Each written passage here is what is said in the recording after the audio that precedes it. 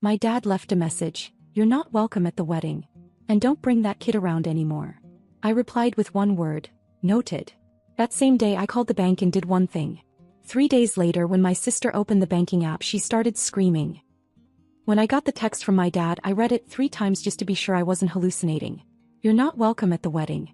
And don't bring that kid around anymore." That kid. My daughter. His only grandchild. It wasn't the first time they'd said something twisted like that, but it hit different this time. There was something so final about it. Like they wanted to cut us out completely, and were just waiting for a moment to do it. I just stared at the screen for a second then replied with one word. Noted. I didn't argue. I didn't ask questions. I didn't cry. I just shut the phone off, sat back and let that quiet, white-hot anger settle in. I'd been living with my uncle for 2 months by then after selling my apartment. Not because I didn't have money, I had more than I ever had in my life. But I was being smart about it. I wanted to buy a house. A place where my daughter and I could start fresh, where we didn't have to tiptoe or explain ourselves or deal with judgmental looks over breakfast. My parents didn't offer to take us in after the sale. My mom told me straight up that she wasn't comfortable with that child in the house. Said it would disturb the peace. Like we were some kind of threat. I used to let things slide. Make excuses for them. Not anymore. Here's what really happened. My sister got engaged last spring. A guy she met at work. He's nice enough, but they were both way out of their league planning a wedding that cost more than most people make in a year. So my parents were thrilled. Finally, one daughter doing something the right way. So naturally the expectation fell on me to help fund it. Not asked, expected. I had money, didn't I? And I agreed to help. 10,000. So I was clear about that from day one. But then the bills started rolling in. Dress fittings, cake tastings, venue deposits. Suddenly, everything was happening without consulting me, yet somehow I was supposed to foot the bill. Then came the kicker. They added me to a joint wedding account for transparency. What they didn't mention was they'd already started pulling from it. I checked the balance one day and just froze. They bought a brand new car for the couple. A damn car. With money I hadn't even agreed to give. I called my mom. She told me I was being selfish. Said I could always make more money, but my sister only has one chance to live her dream. That night I sat in my uncle's guest room, phone in hand, staring at that account. And I did one thing. I moved every cent back to my main account. It was still in my name. They just assumed I wouldn't dare. 3 days later my uncle came into the kitchen with this weird look on his face. He said he'd just gotten off the phone with my mom and asked me if I did something to the account. I just nodded. He said my sister had opened the app while dress shopping and started screaming in the middle of the boutique. Full-on meltdown. The venue deposit bounced. The wedding planner refused to take their calls. The panic had officially begun. And I didn't lift a finger to stop it. After I drained the account, the silence lasted about 2 days. Then everything detonated at once. My uncle was the one who gave me the play-by-play. He said my sister had been at a boutique in the city, standing on one of those little velvet pedestals in front of a giant mirror, wearing the dress she swore would make her look like royalty. $6,000. She hadn't paid for it yet, but she was acting like it was already hers. The woman fitting her was pinning the hem when the phone rang. It was the venue. They hadn't received the final payment and their policy was strict. No money, no date, no exceptions. The reservation was cancelled. The next available Saturday wasn't until the following year. My sister apparently just went blank.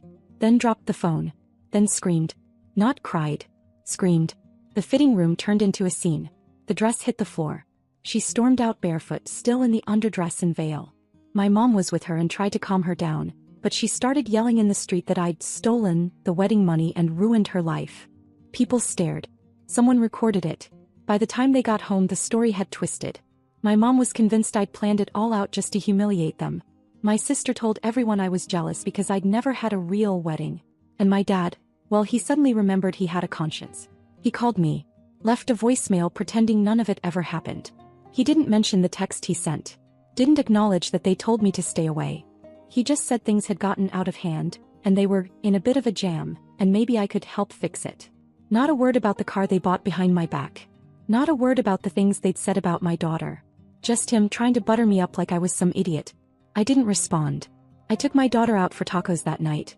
She talked the whole way about a painting she was working on. We sat on a bench near the lake and ate in the cold with our gloves on, and I remember thinking how peaceful it was. How quiet. Meanwhile, my parents were calling everyone in the family trying to do damage control. They claimed it was a bank error at first. Said the money was temporarily frozen. When people asked why the venue had dropped them, They switched the story again and said they decided on something more intimate. But people talk. And they weren't the only ones with ears. The real blow came 3 days later when my uncle told me my parents had already spent the rest of the money I didn't even know was gone, on a car for the newlyweds. They figured I wouldn't notice until it was too late, and by then I'd be too guilty to pull out. That's when I really understood what this was. They didn't need my help. They needed my silence. They needed me to be the one person who never asked questions, never set boundaries, never made things inconvenient. And for years I played that role. But not anymore. Now my sister had no dress, no venue, no plan, and the wedding was 4 weeks away. I was sitting on the porch with my uncle when he got a call from my dad. He put it on speaker. My dad asked him to mediate between us. Said this wasn't how families were supposed to function. My uncle told him flat out that families also don't treat one child like garbage just because she didn't marry a man they approved of. He told him they were reaping what they'd sown. And for the first time in weeks I actually felt light. I didn't know how the wedding would shake out, or if it would even happen at all. But I knew one thing for sure. I was finally out of their reach. By week 2 they were officially drowning. I wasn't watching it unfold directly, but somehow I still knew every detail. Not because I asked, but because people couldn't stop talking. Screenshots, forwarded voicemails, little whispers from extended family. Everyone wanted to know what was going on, and most of them knew better than to ask me directly. The wedding was 3 weeks away. The invitations had already gone out, save the dates had been sent months earlier, and people had booked flights and hotel rooms. My sister's Instagram still had that obnoxious "she said yes" highlight reel with champagne toasts and her fiancé lifting her up at the beach like something out of a low-budget Hallmark movie. But the real story? It was crumbling behind the scenes. The dress? Gone. The boutique canceled her reservation the same day she missed the final payment deadline. They gave the gown to another bride who actually paid on time. My sister didn't take that well. She apparently screamed at the receptionist, through her bridal heels, and sobbed in the parking lot until my mom showed up with a Xanax and a smoothie. The venue? Canceled. They had tried to talk their way into a grace period. My dad actually tried to convince the coordinator that I'd hacked the account. But it was too late. The estate was rebooked in 48 hours. Someone else's dream wedding was now happening on their dream day. The DJ was never paid. The cake designer blocked them. The wedding planner posted a passive-aggressive story about learning to vet clients better, and then went private. It was an avalanche, and I didn't even have to push. I just stood there and watched. Meanwhile, my parents were scrambling. My mom went into full spin control. She started floating a new narrative, that they had reconsidered the size and scope of the wedding, and wanted to focus on a smaller, more spiritual event. She posted a photo of a candle with some nonsense caption about intimate beginnings.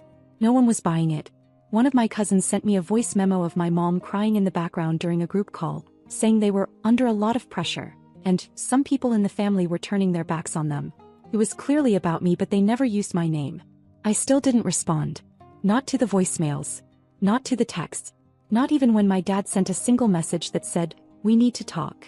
We had nothing to talk about. This wasn't just about a wedding anymore. It was about years of quiet insults, backhanded compliments, and fake support that only lasted as long as I was doing what they wanted. I said no once, just once, and the entire house of cards collapsed. They tried again, of course. My sister emailed me a long, rambling letter with the subject line, "From one woman to another." She talked about reclaiming our bond, said she knew things had gotten off track, but that family is forever. Right. Family is forever. Unless that family includes a child they consider defective because of who her father is. A child they never wanted in their house. A child they talked about like a problem instead of a person. She ended the email with a list of what still needed to be paid. Venue.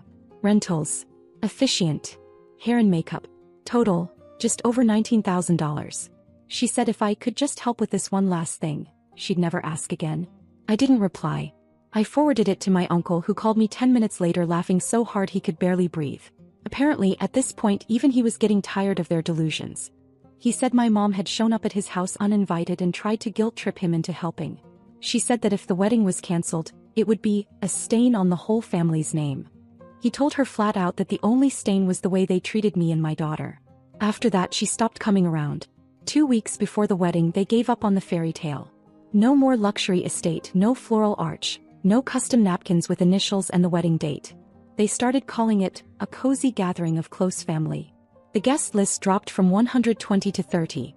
The cake was ordered from a grocery store. They booked a local banquet hall with wood paneling and flickering lights. People noticed. And people talked. And still not one of them apologized. Not once. They didn't just want money, they wanted obedience. They wanted me to come crawling back to prove I needed them. But I didn't. And they were finally starting to realize it. A week before the wedding, the final wave of invitations went out.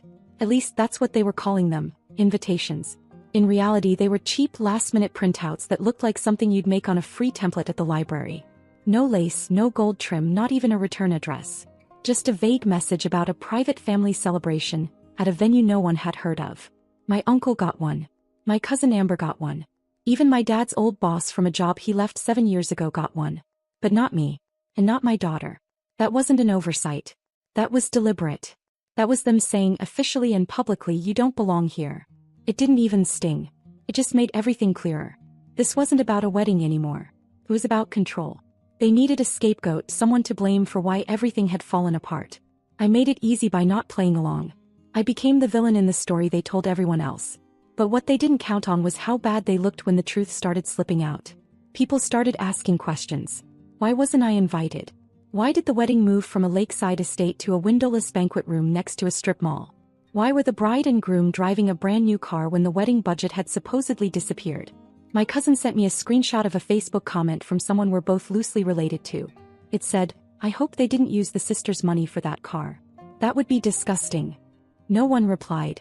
But the comment didn't get deleted. Meanwhile, my uncle was livid. He went straight to the group chat my mom had created for family logistics and wrote one line. "So your granddaughter isn't good enough to be in the same room as you now?" My mom left the chat instantly. My dad never responded. No one defended them. A few relatives quietly messaged me to say they were sorry, and that they had no idea things had gotten that bad. One aunt even canceled her flight out of pure disgust. That meant more than anything. But the twist I didn't see coming came 2 days later. It was a Tuesday. Cold, gray, uneventful. Until my uncle told me that my sister's fiancé's parents, people I'd only met once and who barely acknowledged me at the time, were coming over. I figured they were there to smooth things over or maybe defend their son. Instead, they came in looking like they'd rather be anywhere else. They sat at the kitchen table. No small talk. No fake smiles. Just a manila envelope and a long, uncomfortable pause. Then the mom spoke. She said they hadn't known the full story. That everything they'd heard came from my parents and my sister. That they were told I'd pulled out of the wedding out of spite. That I was bitter, unstable, trying to sabotage things. But apparently the truth had started to spread. The groom, my future brother-in-law, had found out I'd been the one to put most of the money into the wedding account. He hadn't known. My sister never told him. She just said I wasn't emotionally reliable, and that it was better if I wasn't involved. When he confronted her, she admitted it. She told him she just wanted the wedding to be about her and that if I was around, it would become about Stacy and her baggage. That's how she refers to my daughter. Her niece. Baggage. Then the fiancé's parents slid the envelope across the table. Inside was a cashier's check for $5,000. They said they knew it wasn't the full amount and they weren't trying to erase what had happened. They just wanted to acknowledge it, not pretend it didn't happen. They didn't want their son's marriage to start with a lie hanging over it. I didn't even reach for it.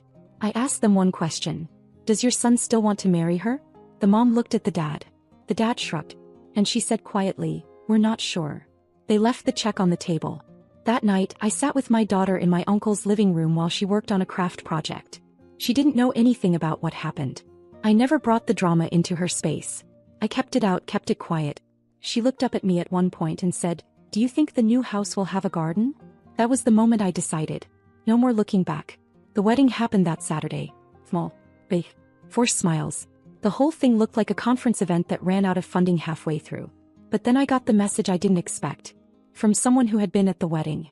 They said there was a moment during the groom's brother's speech, some lame attempt at humor, when my sister made a joke about me stealing money and raising a charity case. Everyone went quiet. The groom didn't laugh. He didn't even smile. He just got up and walked outside. I wasn't expecting to hear anything after the wedding. I figured they'd manage to limp through it. Some sad little ceremony, a forced reception, a few relatives pretending everything was fine. Then it would all fade out like a bad dream. But that night, close to midnight, my phone buzzed. Amber. She hadn't planned to go. We talked about it. She was furious about the way they treated me and my daughter, but her husband got cornered by his parents, guilted into attending. He tagged along mostly out of curiosity. And that's how I got the full story. Her first message was this. "You are not going to believe what just happened at this train wreck of a wedding." Then my phone lit up nonstop. The wedding was worse than I'd imagined. The banquet hall was dated, fluorescent lit, and still smelled faintly of disinfectant from the early morning funeral service they'd rushed to clear out. Folding chairs. Discount tablecloths. The floral arrangements were artificial and had clearly been used before. Amber said one still had a place card from someone else's event. The whole vibe was off. You could feel it in the photos. People looked stiff, like they were at a meeting, not a celebration. No one danced. The music was just a playlist on someone's phone connected to a Bluetooth speaker that kept cutting out. And the groom? He barely looked at my sister the entire night. But the worst moment came during the toasts. The groom's brother got up, clearly already buzzed. He tried to make light of everything, joked about the adventure it took to get to this day, then dropped a line that shifted the whole energy in the room. To the bride who really knows how to get what she wants, even if it means someone else pays the price. There was that awkward silence where people weren't sure if it was a joke or a jab. Amber said my sister laughed louder than anyone, like she thought it was a compliment. And that's when she said it. She turned to the people near her table, lifted her glass and said, "Hey, I'm not the one raising a charity case." There was no music to cover it. No laughter. Just silence. The groom didn't say a word. Didn't even blink. He stared at her like he didn't recognize the person sitting next to him. Then he stood up, calmly placed his drink on the table and walked out. No announcement. No excuse. Just gone. For a solid minute no one moved. My sister tried to laugh it off, said something about him needing air, but even she knew she'd crossed a line. My mom's face turned gray. My dad looked like he wanted to melt into the floor. 15 minutes later, Amber saw the groom outside, getting into his car. Alone. He didn't come back. Guests started leaving not long after. Some tried to keep it polite. Others didn't bother. One woman, someone from my dad's side, said, "Well, this was a mistake," and walked out with her husband. The cupcakes came out but nobody touched them. By the end of the night the room was half empty, with leftover food sitting untouched and centerpieces sagging under dim lights. The next morning I woke up to a string of stories and deleted posts. One person uploaded a blurry photo of the bride sitting alone at the head table with a caption, "So that's how that ended." The groom didn't go home. He packed a bag and left town, moved in temporarily with a cousin about 3 hours away. According to Amber, he told people he needed to think. 2 days later my sister posted a cryptic message on her stories. Black background, white text. "Sometimes people break your heart just to show you who they really are." No apology. No ownership. No mention of what she said. Just another round of pretending to be the victim. But word got around. Fast. What she said about my daughter wasn't just cruel. It was unforgivable. And people knew it. Even the relatives who usually defended her started pulling away. She tried to control the narrative again, but the damage was done. Me. I didn't say a word. I didn't need to. Because for once the truth did all the work for me. They'd finally exposed themselves. 3.5 weeks after the disaster they tried to pass off as a wedding, I closed on the house. Not just any house, mine. Bought with my own money, under my name, free from anyone's signature or strings. No co-signers.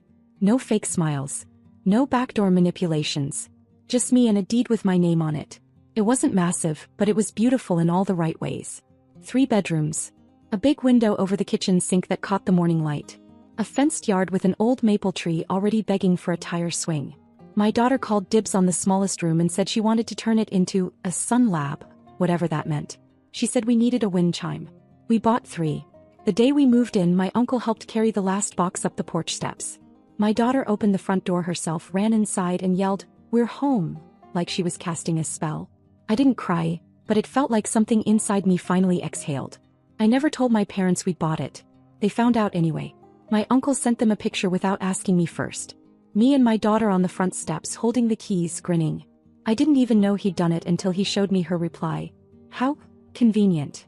No congratulations. No curiosity. Just bitterness, wrapped in passive punctuation. 2 days later my mom posted a filtered photo of a rented lake house and captioned it, "Weekend reset with real family." Got 6 likes. All from people I hadn't spoken to in years. My sister hadn't said anything publicly since the wedding. No updates, no photos, nothing. I heard through Amber that she tried reaching out to the groom, left him a voice message at 3 in the morning, crying, saying they could still make it official. He never replied. His cousin did. She called him a charity case's babysitter, he wrote back. He's not coming back from that. Whatever ceremony they had wasn't even legally filed. No marriage certificate. No honeymoon. The car they bought with my money sat parked in their driveway, a shiny reminder of a fantasy that died before the ink dried. Me. I started planting roots. I painted the kitchen cabinets a soft green, replaced the ugly ceiling fan in the dining room, and let my daughter pick out a ridiculous chandelier for her room that made it look like a fairy disco. Every corner of the house slowly started to feel like us. Not a borrowed space, not a stopgap. A real home. Then I decided to host a housewarming. No invites by mail. No RSVPs. Just a few texts, a few people who mattered. My uncle came, of course. Amber and her husband brought fresh bread and a bottle of wine. A couple of neighbors I'd started talking to showed up with smiles and stories.